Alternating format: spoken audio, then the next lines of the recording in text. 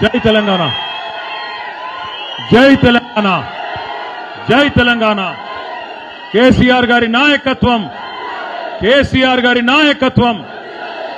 గౌరవనీయులు పెద్దలు, భూపాలపల్లి నియోజకవర్గ మాజీ శాసనసభ్యులు, మీ అందరికీ ఆత్మీయ నాయకులు, ఈరోజు నేను ఈ కార్యక్రమానికి ప్రత్యేకంగా ఇసుపేట గ్రామానికి రావడానికి అన్ని ఏర్పాట్లు చేసి ఇక్కడికి నన్ను ఆహ్వానించిన మాన్యులు అన్న, నాకు అత్యంత ఆప్తులు శ్రీ గండ్రా వెంకటరమణారెడ్డి గారు, గౌరవనీయులు పెద్దలు, ఈ రాష్ట్రానికి ఉప ముఖ్యమంత్రిగా పనిచేసి ఈరోజు కూడా కేసీఆర్ గారి బాటలో రేపు స్టేషన్ గన్పూర్లో ఎప్పుడు ఉప ఎన్నిక వచ్చినా మళ్ళీ తిరిగి ప్రజల ఆశీర్వాదంతో కాబోయే శాసనసభ్యులు గన్పూర్ అన్నగారు డాక్టర్ తాటికొండ రాజయ్య గారు, గౌరవనీయులైన ప్రభుత్వ మాజీ చీఫ్ విప్, హనుమకొండ మాజీ శాసనసభ్యులు, తెలంగాణ ఉద్యమ బిడ్డ అన్నా దాస్యం వినయ భాస్కర్ గారికి, నర్సంపేట మాజీ శాసనసభ్యులు, తెలంగాణ ఉద్యమంలో మొదటి నుండి వరంగల్ జిల్లాలో పెద్ద దిక్కుగా ఉన్న మా అన్న పెద్ది సుదర్శన్ రెడ్డి గారు, గౌరవనీయులు తమ్ముడు శాసన మండలి సభ్యుడు శ్రీ పోచంపల్లి శ్రీనివాసరెడ్డి గారు, ఆయన ఊరు ఇక్కడి నుంచి నాకు తెలిసి 2 కిలోమీటర్ల దూరమే, వరికోలు. అట్లాగే మా అక్క మాజీ మంత్రివర్యులు పెద్దలు, మీ అందరికీ సుపరిచితురాలు, గతంలో భూపాలపల్లి ఇన్ఛార్జిగా పనిచేసిన పెద్దలు శ్రీమతి సత్యవతి రాథోడ్ గారు, అదేవిధంగా గౌరవ మాజీ శాసనసభ్యులు సోదరులు వరంగల్ ఈస్ట్ మన నన్నపనేని నరేందర్ గారు, అదేవిధంగా మొగుళ్లపల్లి గతంలో 2006లో జెడ్పీటీసీగా పనిచేసి తర్వాత పెద్దలు కేసీఆర్ గారి, ఇక్కడ ఎంకన్నకు బాగానే ఫ్యాన్స్ ఉన్నారా, పెద్దలు కేసీఆర్ గారి ఆశీస్సులతో రాష్ట్ర రైతు రుణ విముక్త కమిషన్ చైర్మన్ గా పనిచేసిన అన్న నాగుర్ల వెంకన్న గారు, అక్క మీ అందరి సహోదరి, మీ అందరి సోదరి, వరంగల్ జిల్లా పరిషత్ మాజీ చైర్మన్ గారు శ్రీమతి గండ్రా జ్యోతి గారు, తమ్ముడు గ్రాడ్యుయేట్ ఎన్నికల్లో మన ఎమ్మెల్సీ అభ్యర్థిగా పోటీ చేసిన ఏనుగుల రాకేష్ రెడ్డి గారు, తమ్ముడు ఈ నియోజకవర్గ ముద్దుబిడ్డ, కాకతీయ యూనివర్సిటీలో ఉద్యమాన్ని నడిపిన విద్యార్థి నాయకుడు, తర్వాత మన రాష్ట్ర దివ్యాంగుల కార్పొరేషన్ చైర్మన్ గా పనిచేసిన తమ్ముడు వాసుదేవ్ రెడ్డి గారు, వేదిక పైన ఈ కార్యక్రమానికి అధ్యక్షత వహిస్తున్న మొగుళ్లపల్లి మండల పార్టీ అధ్యక్షులు తిరుపతిరావు గారు, మాజీ జెడ్పీటీసీ జోరిక సదయ్య గారు, అదేవిధంగా ఈరోజు ముఖ్యంగా ఇసుపేట గ్రామంలో కొమరయ్య యాదవ్ గారి విగ్రహావిష్కరణకు వారి కుటుంబ సభ్యులంతా, తమ్ముడు రమేష్ గాని వారి కుటుంబం మొత్తం కూడా మమ్మల్ని ఆహ్వానించిన రమేష్ యాదవ్ గారికి, వారి కుటుంబానికి, వేదిక మీద ఉన్న వివిధ మరి గ్రామ శాఖల అధ్యక్షులు, మాజీ ఎంపీటీసీలు, మన సీనియర్ నాయకులు ఆదిరెడ్డి గారు, అదేవిధంగా వేదిక పైన ఉన్న మాజీ సర్పంచులు, మాజీ ఎంపీటీసీలు, సింగిల్ విండోల అధ్యక్షులు, అదేవిధంగా ఇంకా మా యువ మిత్రులు, వేదిక ముంగటున్న మరి ఈ గ్రామ అదేవిధంగా మొగుళ్లపల్లె మండల సోదరులకు, మా ఆడబిడ్డలకు, పత్రికా మిత్రులకు పేరు పేరున అందరికీ హృదయపూర్వకంగా నమస్కారాలు. చాలా సంతోషంగా ఉంది. గతంలో ఒకసారి ఇక్కడికి వచ్చేది ఉండే మొగుళ్లపల్లె మండలానికి, కానీ ఆఖరి నిమిషంలో మరి ఇప్పుడే సదన్న చెప్పిండు అన్ని కట్టుకున్నాం ఫ్లెక్సీలు గిక్సీలు, కానీ నువ్వు రాలేదని కొద్దిగా నారాజు మాట్లాడిండు. మొత్తానికి వచ్చినా, ఇప్పటికైతే వచ్చినా మిమ్మల్ని అందరినీ కలుసుకోవడం సంతోషంగా కూడా ఉన్నది. మీ అందరితో నా ప్రార్థన ఒకటే, అధికారం ఎవరికి శాశ్వతం కాదు. కేవలం భూమి మీద 1000 ఏళ్ళు ఉండతందుకో 2000 ఉండతందుకో రాలేదు. అందరం పుట్టినాం, అందరం ఏదో ఒక రోజు పైకి పోతాం. కానీ భూమి మీద ఉన్నప్పుడు ఏం పని చేసినాం, ఎట్లా పని చేసినాం, ఇచ్చిన మాటలు నిలబెట్టుకున్నామా లేదా, మనం ఏదన్నా ఒక మాట చెప్తే ఆ వర్గానికి కానీ ఆ ప్రజలకు కానీ న్యాయం చేసినామా లేదా, గదొకటే చరిత్రలో మిగిలిపోతుంది తప్ప నువ్వు పెద్ద పెద్ద పదవులు చేసినా ప్రజలను మోసం చేస్తే మాత్రం ఎన్నటికీ మనకు మంచి మాత్రం జరగదు. ఇవాళ రాష్ట్రంలో జరుగుతున్నది ఏంది ఒక్కసారి మీరు ఆలోచన చేయమని చెప్పి నేను మిమ్మల్ని అందరినీ కోరుతున్నా. కేసీఆర్ గారు భూపాలపల్లికి వచ్చిండ్రు, రమణారెడ్డి గారిని గెలిపించమని అడిగేందుకు 2023 సంవత్సరంలో నవంబర్ నెలలో మీ కాడికి వచ్చిండు. వచ్చినప్పుడు చిల్కాకు చెప్పినట్టు చెప్పిండు. ఏం చెప్పిండు, కాంగ్రెస్ వాళ్ళు లంగలు, వాళ్ళని నమ్మితే రైతు బంధుకు రామ్ రామ్ అవుతుందని చెప్పిండా లేదా? మరి ఎగ్గొట్టిరా, 2 సార్లు ఎగ్గొట్టినరా లేదా? 2 పంటలకు ఎగ్గొట్టిండ్రు. ఎగ్గొట్టుడే కాకుండా మళ్ళీ ఇంకొక గమ్మతైన ముచ్చట, కేసీఆర్ ఉన్నప్పుడేమో రైతు బంధు మీకు నాట్లు పడే టైంకు రైతు బంధు పడుతుండే టింగు టింగుమని. ఒకసారి కాదు, 2 సార్లు కాదు, 11 సార్లు పడ్డది రైతు బంధు. మీరు దండం పెట్టుకునే అవసరం లేదు, దరఖాస్తు పెట్టుకునే అవసరం లేదు, దఫ్తర్లు తిరిగే అవసరం లేదు, ఎవరిని కాళ్ళు పట్టుకునే అక్కర్లేదు, ధర్నా చేసే అవసరం లేదు. ఏ అవసరం లేకుండా టైంకు మంచిగా మీ ఫోన్లనే టింగు టింగుమని సౌండ్, మంచిగా ఖాతాల పైసలు పడుతుండే. 70 లక్షల మంది రైతుల ఖాతాల్లో 73,000 కోట్ల రూపాయలు వేసిన ఒకే ఒక్క నాయకుడు భారతదేశంలో రైతు బంధు కేసీఆర్ గారు. కడుపుల సల్ల కదలకుండా, ఎక్కడికి పోకుండా, కడుపుల సల్ల కదలకుండా మీ ఖాతాల్లో పైసలు పడ్డాయి. మరి ఈరోజు ఏం జరుగుతున్నది? కేసీఆర్ ఉన్నప్పుడేమో నాట్లప్పుడు పడుతుండే రైతు బంధు, కాంగ్రెస్ వాళ్ళు వచ్చినాక ఓట్లప్పుడు మాత్రమే పడుతుంది.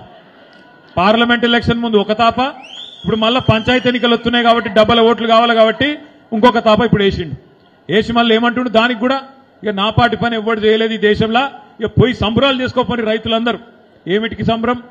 నువ్వు ఇస్తానన్న బోనస్ ఎగ్గొట్టినందుక, యూరియా బస్తాల కోసం లైన్లలో నిలబెడుతున్నందుక, లేకపోతే 15,000 ఇస్తా అని చెప్పి కటింగులు పెట్టి 12,000 ఇచ్చి దానికే పోజులు కొడుతున్నందుక? దేనికి చేసుకోవాలి సంబరము? కేసీఆర్ ఉన్నప్పుడు కరెంటు టైంకి వస్తుండే, కేసీఆర్ ఉన్నప్పుడు ఎరువులు టైంకి వస్తుండే, కేసీఆర్ ఉన్నప్పుడు పంటకు పెట్టుబడి టైంకి వస్తుండే, పంటలు మంచిగా వండితే బ్రహ్మాండంగా కొనుగోలు కూడా టైంకి అవుతుండే, పైసలు కూడా టైంకి పడుతుండే. ఇలా ఉన్నదా పరిస్థితి? పట్టించుకున్నటోడు ఉన్నాడా? ఇక్కడికి వచ్చేటప్పుడు పరకాలు లాగిన నేను, పరకాల మన మాజీ ఎమ్మెల్యే ధర్మారెడ్డి గారు ఒక మీటింగ్ పెట్టిండు. ఆ మీటింగ్లో చెప్తాండు, సంగెం మండలంలో నల్లబెల్లి అనే ఊరుందట. ఆ ఊళ్ళే ఒక మహిళా రైతు, భర్త ఎక్కడో బొంబాయిలో పనిచేస్తాడు, కొడుకు హైదరాబాద్లో ఉద్యోగం చేస్తాడట.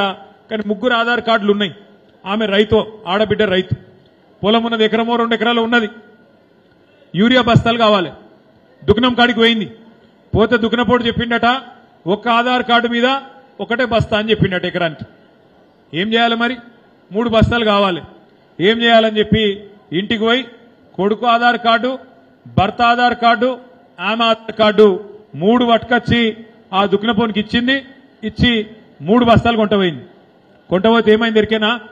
మధ్యలో పోలీసు వాళ్ళు పట్టుకొని నాన్ బెయిలబుల్ కేసు పెట్టి ఇలా ఆ మహిళా రైతును జైలుకు పంపిండ్రు. ఇదేనా ప్రభుత్వాన్ని నడిపే పద్ధతి? ఎరువులిస్తే దానికోసం యుద్ధాలు, ఎరువు కావాలంటే యుద్ధం. భర్త పేరు మీద, కొడుకు పేరు మీద ఆధార్ కార్డు పెట్టి ఎరువు బస్తా తెచ్చుకుంటే అదేదో మర్డర్ చేసినట్టు తీసుకుపోయి నాన్ బెయిలబుల్ కేసు పెట్టి జైల్లో పెడితే దీన్ని ప్రభుత్వం అందామా ఇంకేమందాము? మీరు ఆలోచన చేయమని చెప్పి నేను కోరుతా ఉన్నా. ఎట్లున్న పరిస్థితి ఎట్లయింది అంటే, నేను మొన్న నా నియోజకవర్గం సిరిసిల్ల పోయినా. ఆడికి పోగానే ఒక మా వాళ్ళందరూ వచ్చి ఇట్లనే ఎలక్షన్ ఉన్నది కదా మాట్లాడుకుందామని కూర్చున్నాం. ఒక తాత వచ్చిండు, ఒక రైతు, పెద్ద మనిషి వచ్చి మన కుమరయ్య యాదవ్ గారు లెక్కనే ఉండే పెద్ద మనిషి ముఖం కూడా. ఆ పెద్ద మనిషి వచ్చి అడిగిండు, ఏం బిడ్డ బాగున్నావా అన్నాడు. నేను బాగానే ఉన్నా, మీ సంగతి ఏందని నేనన్నా. ఏం సంగతి పాడైంది? ఏం లేదు, కాలం అయితే లేదు, వానలు కొడతలేవు, నీళ్లు లేవు వాగులా, రైతు బంధు పడతలేదు, కరెంటు వస్తలేదు, కాలిపోయిన ట్రాన్స్ఫార్మర్ రిపేర్ చేసేవాడు లేడు, ఏం చేయాలి? మంచిగా పాలిచ్చే బర్రెను పక్కకు పెట్టినాం, తన్నే దున్నపోతుని తెచ్చుకున్నాం, ఇక తంతాంది పడుతున్నాం, ఏం చేయమంటావు అన్నాడు. కొద్దిగా కుడి ఎడుమ రాష్ట్రం అంతటా రైతుల ఆలోచన గట్లనే ఉన్నది. పాలిచ్చే బర్రెను పక్కకు పెట్టి ఎగిరి తన్నే దున్నపోతుని తెచ్చుకుంటే మన తన్నకుండా ఊకుంటుందా? దాని బుద్ధి మారుతుందా? దున్నపోతుంది. కాంగ్రెస్ అనే దున్నపోతుని తెచ్చుకొని దాంతో పని కావాలంటే పని అవుతుందా? దున్నపోతు ములుగర్ర పెట్టినా ఒడిసినా పోతుందా? అటు ఇటు పోదు కదా. గట్లనే ఇవాళ ఈ ప్రభుత్వానికి ఎవ్వాలంటే కూడా పట్టి లేదు. మాటలు మస్తుగిచ్చిర్రు. మా బలహీన వర్గాల సోదరులకు, బీసీ సోదరులకు ఇక శిపవశంగానని మాటలు ఇచ్చిర్రు. ఏమేం చెప్పారు? కామారెడ్డిలో బీసీ డిక్లరేషన్ అని విడుదల చేసిండ్రు. ఏం చెప్పారు బీసీ డిక్లరేషన్లా? మాకు కాంగ్రెస్ వాళ్ళకు మీరు అధికారం ఇస్తే బ్రహ్మాండంగా సంవత్సరానికి 20,000 కోట్ల బడ్జెట్ పెడతాం, 20,000 కోట్ల బడ్జెట్ పెడతాం, 5 ఏళ్లలో 1,00,000 కోట్ల బడ్జెట్ బీసీ సంక్షేమానికి ఇస్తామని చెప్పారు. మరి ఆ 1,00,000 కోట్లతో ఏం చేస్తారయ్యా అని అడిగినారు. అడిగితే ఏం చెప్పారు ఎరికేనా? యాదవ సోదరులకి, కుర్మ సోదరులకి, గొల్ల సోదరులకి, కుర్మ సోదరులకి కేసీఆర్ రెండో విడత గొర్రెలు ఇయ్యలేదు, మేము రాగానే 100 రోజుల లోపలనే రెండో విడత గొర్రెలన్నీ పంచుతాం అని మాట ఇచ్చిండ్రు. చేప పిల్లలు కేసీఆర్ గారు బ్రహ్మాండంగా కోట్లాది చేప పిల్లల్ని చెరులను బాగా చేసి మిషన్ కాకతీయ పేరు మీద చెరులలో నీళ్లు నింపి వాటిలో మంచిగా చేప పిల్లలు పోసి బ్రహ్మాండంగా భారతదేశం మొత్తంలోనే ఒక నీలి విప్లవాన్ని భారతదేశంలో ఎక్కడ లేని విధంగా నెంబర్ 1 రాష్ట్రంగా, అంటే సముద్ర తీరం లేని రాష్ట్రాలలో నెంబర్ 1 రాష్ట్రం చేపల ఉత్పత్తిలో అని చెప్పి తెలంగాణకు ఆ స్థాయి తెస్తే దానికంటే ఎక్కువ చేస్తాం, దాని తాత చేస్తాం. మాకు తెలియదా? మేము కాంగ్రెస్ వాళ్ళం, మా పార్టీ భూమి పుట్టినప్పుడు పుట్టింది, మాకు తెలివి లేదా, మేము నడుపుతాం అని చెప్పి నరికిండ్రు. ఇలా కనీసం చేప పిల్లలు ఏస్టోడు లేడు, అడిగినోడు లేడు, టెండర్ ఎప్పుడైతుందో తెలియదు, ఏమైతుందో తెలియదు, వాడలో చేప పిల్లలు వస్తాడా లేకపోతే రాళ్ళు ఎత్తాడా చెరువుల ఎవరికి ఎరకలేదు. అటువంటి పరిస్థితి ఇలా చేప పిల్లలది. అట్లాగే గీత కార్మికులకు మా గౌడన్నలకు మాటిచ్చారు.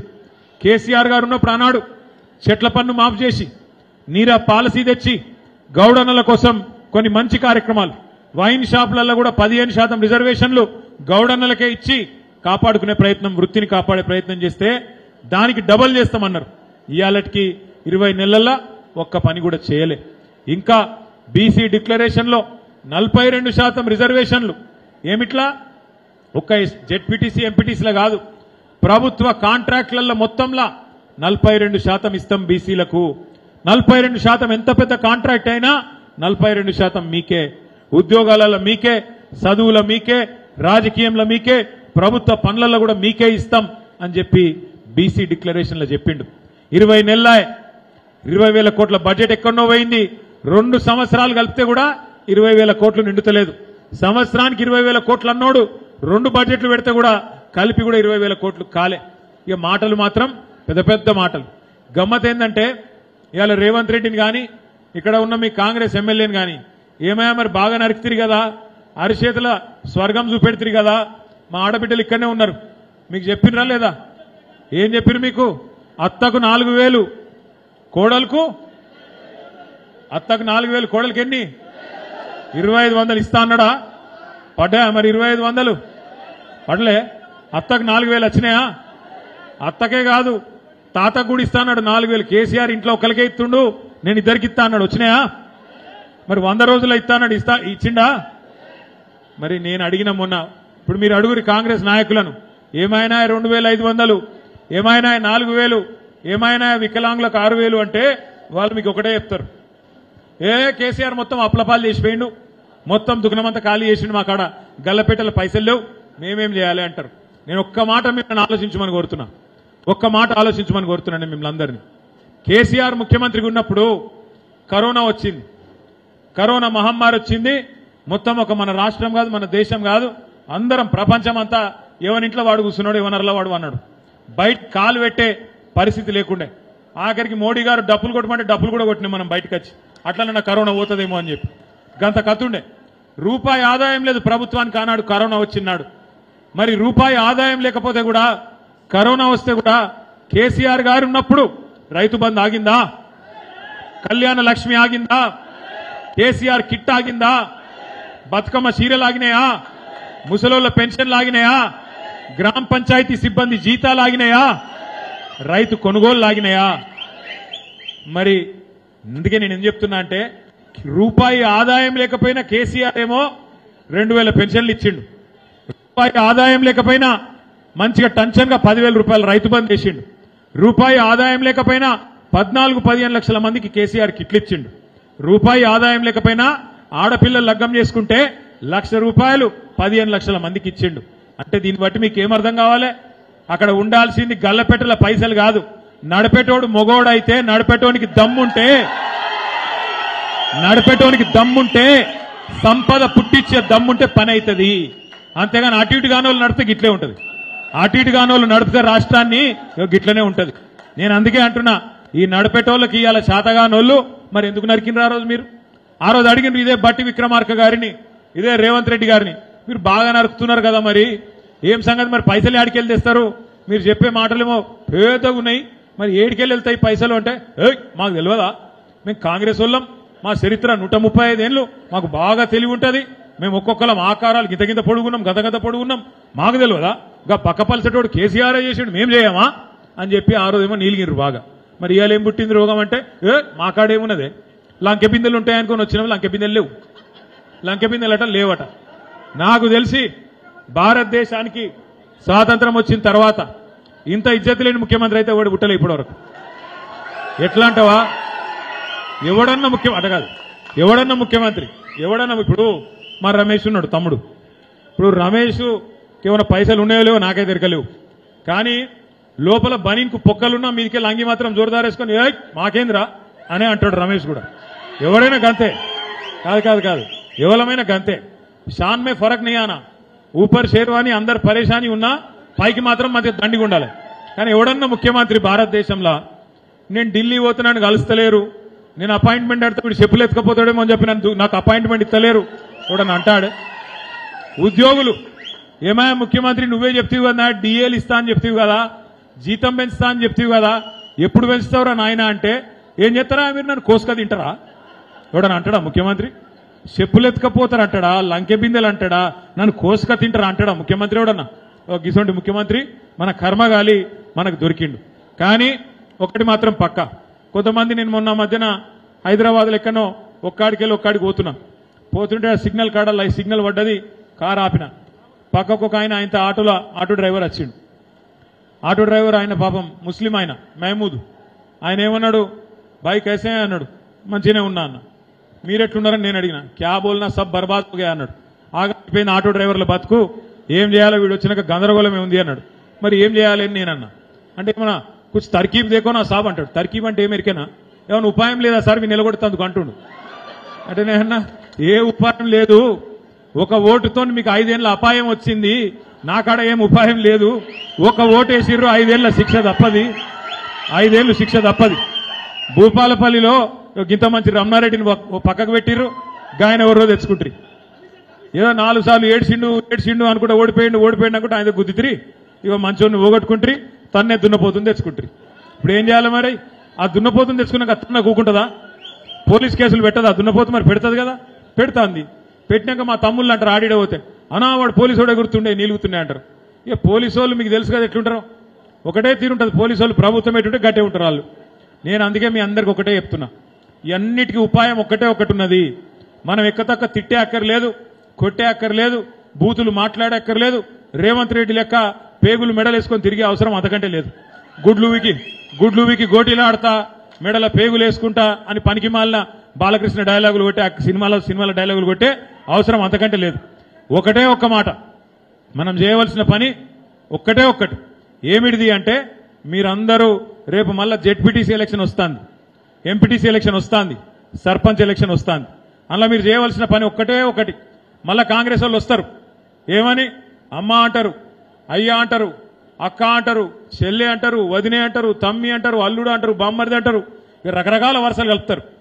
నీకు వస్తూనే ఉన్నది పెన్షన్, ఎల్లుండే వస్తుంది పెన్షన్, నీది 4,000 వస్తూనే ఉన్నది, 15,000 రైతు బంధు తన్నుకొని వస్తుంది, వెనకెళ్ళి తులం బంగారం ఉరికేస్తుంది, నీకు అన్ని వస్తాయి, నువ్వు ఆగు ఒక్క ఓటేయి అని చెప్పి మళ్ళా మోసం చేసే ప్రయత్నం చేస్తారు.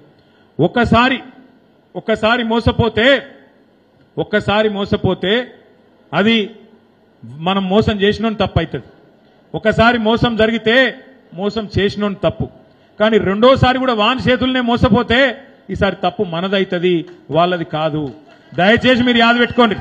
ఇవాళ ఎగిరెగిరి పడుతున్న పోలీస్ ఆఫీసర్లు, ఎగిరెగిరి పడుతున్న కాంగ్రెస్ కార్యకర్తల కంటే ఎక్కువ తక్కువ పనిచేస్తున్న అధికారులు, వాళ్ళందరికీ బుద్ధి రావాలంటే, మీ తోలకు రావాలంటే ఒకటే మందు. మీరు మళ్ళా రేపు మొగుళ్లపల్లి మండలం జెడ్పీటీసీ, ఎంపీటీసీ, సర్పంచ్ గుద్ది గెలిపిన్రి, ఎట్లా మళ్ళా మీ చుట్టూ తిరగరు నేను చూస్తా. మీ చుట్టే తిరుగుతుంది రాజకీయం అంతా. మళ్ళా ప్రజాస్వామ్యంలా ప్రజల శక్తికి మించిన శక్తి లేదు. ఇలా బీసీలకు చేసిన ద్రోహానికి మా బీసీ సోదరులు మరలబడాలి, కొట్లాడాలి, ప్రభుత్వానికి వ్యతిరేకంగా తీర్పు ఇయ్యాలి. మా రైతులకు చేసిన మోసానికి రైతు బిడ్డలు మనందరం మరలబడాలి, తప్పకుండా కాంగ్రెస్ వాళ్ళని గల్లబట్టి అడగాలి.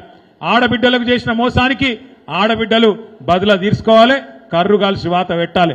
2 లక్షల ఉద్యోగాలని చెప్పి పిల్లలకు చేసిన మోసానికి పిల్లలు కూడా ఖచ్చితంగా ఓటు హక్కున్న ప్రతి తమ్ముడు, ప్రతి చెల్లె మీరు కూడా బదులా తీర్చుకోవాలి. ఇక ముసలోళ్ళు అయితే 4,000 పెన్షన్ అని చెప్పి మోసపోయిన మా అవ్వ కనబడుతుంది అక్కడ.